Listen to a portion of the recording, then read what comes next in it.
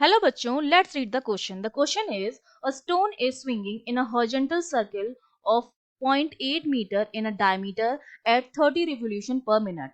A distant horizontal light beam causes a shadow of the stone to be formed on a nearly vertical wall.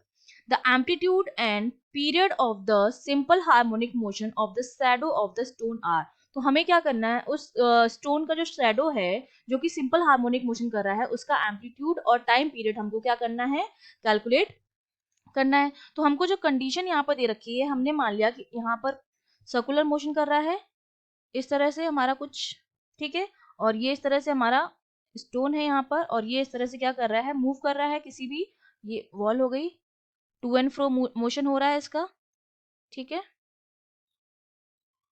इस तरह से move कर रहा है एक सर्कुलर पाथ में। तो ये तो हो जाएगी हमारी, क्या हो जाएगी, रेडियस हो जाएगी, और यही हमारा मैक्सिमम डिस्प्लेसमेंट होगा।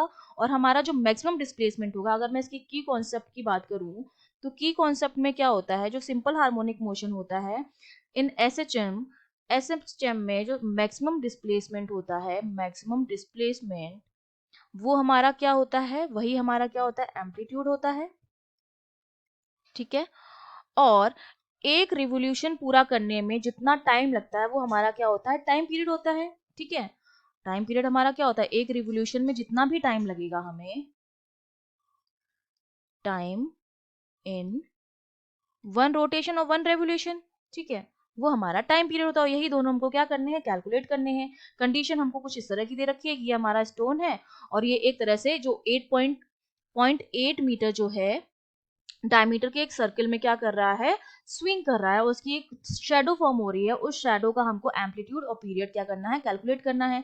अगर डायमीटर जो है 0.8 है, तो इसका मतलब उसका जो रेडियस होगा वो कितना हो जाएगा, रेडियस जो होता है that is the half of diameter. तो हमारे पास क्या आ गया, 0.8/2 दैट इज 0.4 मीटर, ओके। और आप देख रहे हैं इस स्टोन का जो मैक्सिमम डिस्प्लेसमेंट है वो उसकी रेडियस के बराबर है। जो मैक्सिमम डिस्प्लेसमेंट है that is equals to radius, और वही हमारा क्या होता है, एम्पलीट्यूड होता है। दैट मीन्स हमारा जो एम्पलीट्यूड है वो तो कितना आ गया, 0.4 मीटर आ गया। एक आंसर तो हमने कैलकुलेट कर लिया। अब हमको निकालना है टाइम पीरियड। टाइम पीरियड के लिए हमको यहाँ पे एक इंफॉर्मेशन दे रखी है, हमको दे रखी है कि फ्रीक्वेंसी जो है वो कितनी है, हमारे पास फ्रीक्वेंसी हमें जो दे रखी है दैट इज 30 रेवोल्यूशन पर मिनट हो रहे हैं। 30 रिवोल्यूशन अगर पर मिनट हो रहे हैं तो मैं यहाँ पे लिख सकती हूँ कि फ्रीक्वेंसी जो है दैट इज 30/60 हो जाएगा, क्योंकि मैंने क्या किया है, मिनट को सेकंड में चेंज कर दिया है, रिवोल्यूशन पर सेकंड अब ये कन्वर्ट हो गया। मतलब मैं इसको लिख सकती हूँ 30/60 इट इज 1/2 रेवोल्यूशन पर सेकेंड, या इसी को हम क्या लिख सकते हैं, हर्ट्स लिख सकते हैं। हमको निकालना है टाइम पीरियड। टाइम पीरियड हमारा क्या होता है, reciprocal of frequency that is 1/f। ये हमारा कितना हो जाएगा, 1/1/2। ये मेरा किसके इक्वल आ जाएगा, 2 सेकेंड के इक्वल आ जाएगा।